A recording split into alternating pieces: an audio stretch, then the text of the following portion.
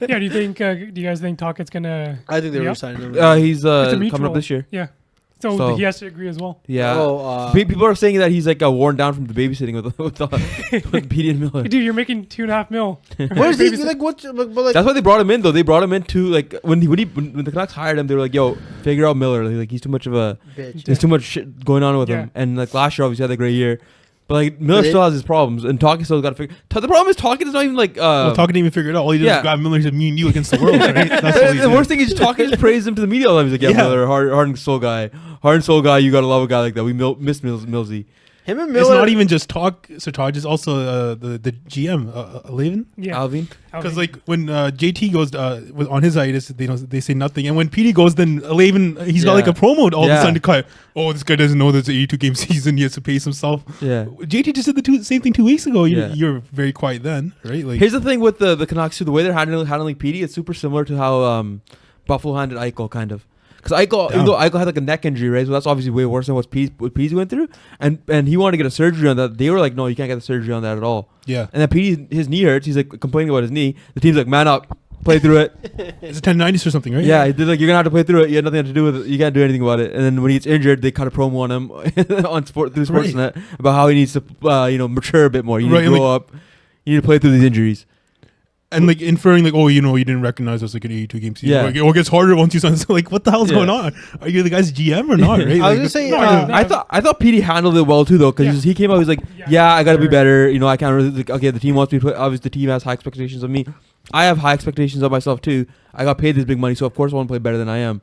Which is better than what like you'd expect. Like he'd probably be most people would be like, he wants out of Vancouver, especially after last year. Remember last year he didn't sign the contract. People were like, he probably wants out of Vancouver and make all these storylines up. Yeah. And this year he just says, I gotta be better. I know what I gotta do. I want to stay here. I want to be a part of the team. And then the team's like, there's a chance you could trade him. Yeah, there's always a chance. I like about all the people on Twitter was it Niskanen, whatever his name is, whatever on Carolina. They like their trade now that he's popping off. Like, that trade's not bad now. Yeah. Oh shit! Why would Carolina make a trade now? But look, Nika just cooled off too now, right? Like, yeah. I think Sartaj, you mentioned in our group chat a few days ago, like, there's no point in trading PD. Yeah. Because like his potential, if so he gets high. popping, then like we're gonna be looking like it's gonna be one of the worst trades in franchise history. Yeah. This guy's a potential to hit 120 points every He's year. had 100 right? points, right? Yeah. Everything's there. Barely hit 100%. Like Do you want to end up like Buffalo? Do you want to be like that team like Buffalo when every time they show Buffalo, they show the entire fucking roster of players they could have had? All those guys they could have had. Yeah. They could have had. Right. You want to Sam become that Reinhart. organization because you can't figure it out. Yeah. Like at this point, Canucks are pulling that move because think about it, 5 years down the line, you get rid of Pettersson, right? And he's gone, and he goes to wherever he kills it, right? He's a consistent 100-point player. Yeah. And then in a few years, he was like, we're not making any strides. I'm out. I'm gonna leave. Yeah. So now you just lost your cornerstone, Norris-winning MVP candidate fucking player. Yeah. And now you're just looking like, we gotta rebuild again. No, Straight up. we Because gotta do that shit again. Miller's already fallen off. He's already slowly fallen off. He was last year, but at his peak. Like I don't think he's at. Who knows if he'll hit 100 points ever again? Right, so it's gonna be harder for him now because he's older. Yeah, and he's obviously showing signs that he's not like some nights he just doesn't even do anything. He's just not skating back and all this stuff. Everything you need him to do, he's not doing it. And then PD on the other hand, like now you finally start giving him wingers. Like he's slowly like coming along, right? And you're just gonna be like, I'm gonna be like my trade draft. Don't forget, last game he played, he got 2 goals, 2 nice goals. Yeah, and then the funny thing, just you said like whatever trade they make for PD, they're not winning that trade. No. For Miller, there's a good chance you could easily trade for like a guy like Byram and Cousins, like people have been saying. Definitely. And those guys have Buffalo, upside. are you going to take that trade as of right now? Probably no. You probably Honestly, I would consider that if I was Buffalo. Buffalo still has a chance to make the playoffs too, and they need anything. They need to make the playoffs more than anybody because they've been out of the playoffs for so long. I think bringing in a guy like Miller who actually could play with fire might help a little bit. I would do that trade for Buffalo for sure because 100% would. First off, they got a logjam on defense with Bo Byram there, right? Yeah. Realistically, you can't pay all those guys. You're not gonna get rid of Owen Powers. You're And not gonna get rid of Darlene. Yeah, you're not gonna get rid of him either. So you gotta get rid of Bo Byrams and And then suddenly they'll become a formidable force because they'll have Miller and then they'll have Thompson, right? Yeah. There's like, okay, now this team might be actually difficult to play against, and they actually might make the playoffs. Right. And And then on top of that, he could provide that jolt. Miller at the beginning of the season remind me of is Draymond Green. Remember he came out, he's like, I'm gonna work on my defensive game. I'm taking a step back offensively. I'm working on the defensive end. Yeah. Like this guy's trying to get nomination for the Selkie Award over here. Like already calling his shots. Like, dude, you ain't doing shit. You know he's getting back to play defense. Right. And that's the funniest thing. And Pettersson's been nominated for the Selkie, right? That's the thing. Yeah. Miller. But I mean, wasn't Miller the guy who was like locking down guys last year? He was doing good in a matchup role, but this year's like you're not seeing anything close. This year, I'm just saying, he like gave that speech. He gave the Draymond Green speech. Remember when KD came along and they're like, he's like, guess what? I'm gonna be the defensive shopper. That's on the team, right? You have to define the roles then. Like, Yeah. yo, Petey's our guy. He's the offensive centerpiece for the forward group. You're the shutdown guy. I hate to break it to you. You're the guy who's gonna be playing with the hardest matchups. Don't worry about the scoring. Don't worry about your game. Yeah. Like, worry about that instead. Instead, I don't think they defined that. They haven't. And a few years ago, when the Canucks finally started getting going with this group, JT was the guy who kind of like took the charge, especially on the power play, right? He's the one that started just all these OT winners. This motherfucker just kept shooting. No one else could shoot on the team, right? And I don't think that stopped at all. He still thinks like I'm the offensive. Problem is he came in at like 27 years old, and these guys are still like babies in the league. They're 20 years old kids, and he inserted dominance right away. He's like, I'm the man around here. You know what? Easy for him to do, right? Sorry to cut you off. You know what it reminds me of? It reminds me of the 2013-2014 Toronto Raptors, right? Right. You have these young guys, Terrence Ross and Valanciunas, right? Highly touted. Yeah. But then you have these other guys in your prime, DeRozan and Lowry. Yeah. They're not waiting around. They don't give two shits. I'm getting my money. I'm getting my shots up. I'm in my prime of my career. I could care less. These kids are going to have to hop on. That's exactly what you're just saying with JT Miller, right? Yeah. JT Miller, he was in the prime. He's capable of that. Of course, you're in the prime of your career, but long term, I don't think that's the best bet for the organization. Just like it wasn't the best bet for the Raptors, right? Fucking all we did was get dicked down by Brooklyn and then Washington, right? And Cleveland kept dicking us down. The next thing you know, they trade for Kawhi, and now Kyle Lowry's this great all-time legend, right? Like, you know, people forget what it was. They forget Terrence Ross scored 51 in a game, and then he never got the ball again. They never had the ball again. DeMar's like, you did this on my watch? DeMar, that's funny because that's what JT Miller is trying to get to DeMar DeRozan a little bit. Because everybody says that about DeMar. He's a good player, but can you win with him? Yeah. Look at DeMar now, right? Like he's still the same guy. Like I'm gonna get my. Like why aren't you coming off the bench now? You're not a above average defender. Yeah, exactly. Like him. Like that's what. Like sorry to make it about DeMar DeRozan, but like Russell Westbrook took a step back. He was MVP of the league. He took a step back. He's like, I'll come off the bench. Yeah. What ego do you have that makes you better than these guys? JT might be DeMar DeRozan and Kyle Lowry combined because he's got like DeMar DeRozan's like I'm gonna take my shots. I'm gonna get my money. And he's got Kyle Lowry's fucking asshole attitude too. On top of that, so maybe the Canucks need to get rid of that motherfucker. The biggest thing too with fuck, what was I gonna say? With Miller is like the team loves him so much. They love him way too much. They're like, yeah, this guy. And then even in trades, right? Like whatever. The way the rest of the team, the way the rest of the team of the league will value Miller compared to the way the Canucks will value him, you're not gonna get a good deal for the Canucks because you're overvaluing the shit out of this guy. Where everybody else was looking at, he's a 32-year-old on 6 more years with $8 million on his contract. He's a nice player, but like you're saying, Shataj, like he's not this guy that the Canucks think he is, and the fan base included, right? The fan base loves this guy too. Fan base is so.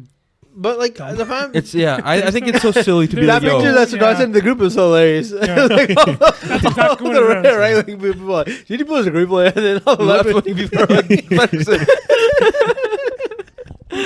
But I 100% agree with the fact that Miller. That's probably why they haven't traded Miller yet. They probably like, we're not getting what we want, right? They're probably thinking like they probably got like good offers, right? And they're probably thinking like, we want more. This could, honestly, this could still work. All you gotta do is effectively just chin check Miller, like, hey, this is what it is. This is your new defined role. Yeah. Pettersson, we believe in you. Here's your confidence. Just go. And then if you define it like that and your team backs Pettersson, then this is a non-issue. Yeah. JT's gonna get in line, right? JT knows he's not the number one guy on any team. I think right. He's been around the league. It's his third stop now. I think Quinn Hughes has to be the guy that chin checks JT. I think Tocchet and him have tried. The problem, I don't think they tried on the Miller side as much as the PD side. Yeah, which is that's what I bullshit. mean. Like they're chin checking a guy that doesn't even need to be chin checked. He's not even doing anything. He legit, those comments he made of like, I gotta be better. It's you just know who's been the problem now. Yeah. Because like Miller wouldn't say I've been the problem. He's gonna be like, yeah, no, I know PD. I mean, you gotta be better. That's it.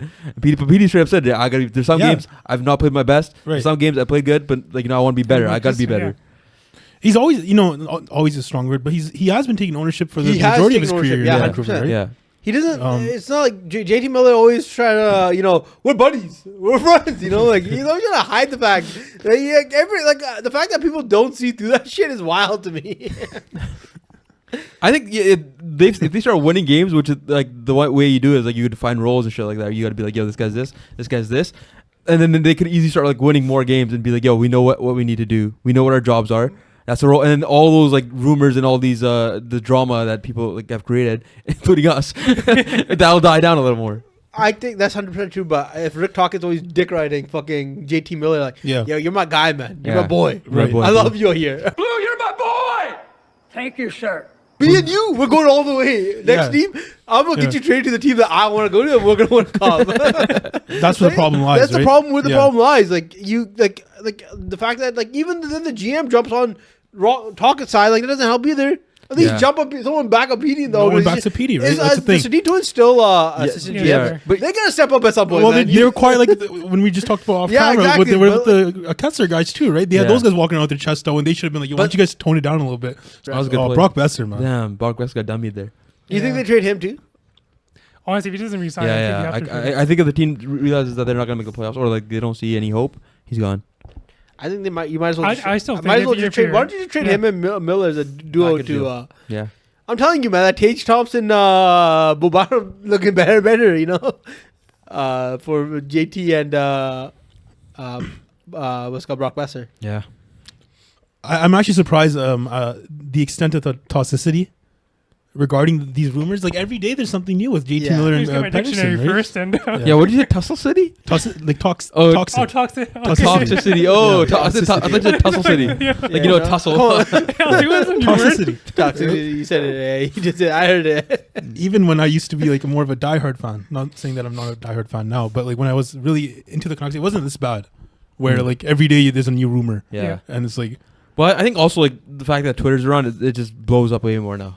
Oh yeah, social media. So I've noticed like my tweets, if I tweet something about Miller or tweet something about Petey, it just blows up. People go, "Oh, fuck you! You think everyone has an opinion?" Yeah, they all get like somebody gets mad about something. A reason why I guess this has been lingering so long is the Canucks really, when JT came in, like you're saying, to charge, he was in his prime and he really took charge. And then like he effectively became like the veteran guy on the team. Yeah. Like I guess Tyler Myers is the other veteran guy, but Tyler Myers, he's not really vocal. Mm-hmm. None of these guys are really vocal. No one's really chin checking him. Yeah. Open season for the guy. He could run around. The other thing is, so that's what I was saying before, was that Canucks were like, telling the team to be tougher and the players to be a little more tougher on PD. And Miller's always going to take Miller's going to take charge. He's like, yeah, okay, I got this. Say less. I've been doing this for years. It's like you're telling somebody to be you're telling a dickhead to be a dick. It's going to happen. He's going to do it no matter what. You're giving the green light to be mean to the guy. You're like, okay, then of course. And Petey's going to be like, what the fuck? That's why Petey should have punched him. Steve Kerr. Yeah, actually. I'm telling you, Quinn Hughes just has to step up and just chin check. Not Steve Kerr. I mean, sorry, Quinn Hughes just decking Miller and stuff. Yeah, he just has to, man. He's just like, just a nice little elbow. Boom. Wait till they get to the Four Nations and every season what kind of player Miller's, and that's when Jack's gonna be like, yo, you letting this motherfucker walk around like this? Come on, man, you gotta step up.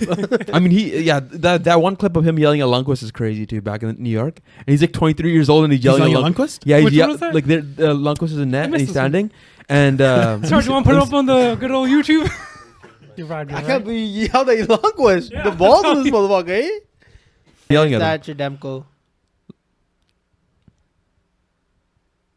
That's him telling you almost a Hall of Fame goaltender, like, yo, you ain't shit. I mean, that's not too bad, though. I think that's reaching a little bit. But, like, just to get Dude, how old was he back? Like, 23 years old, yelling at a veteran goalie of Vezina. Oh, sorry, yeah. Vezina, he's probably in his prime. Like, yo, you can't just get into somebody's face like that. A little entitled, sure. Yeah. Okay. It's kind of crazy. That's on brand for JT. I thought he, like... So he did the same thing where he did, like, the stick down and get off the ice thing where a couple years ago. This is bad though. Like like this is in his face too. You know me. I'm not the biggest JT Miller hater here. So I'm just gonna say that does look bad.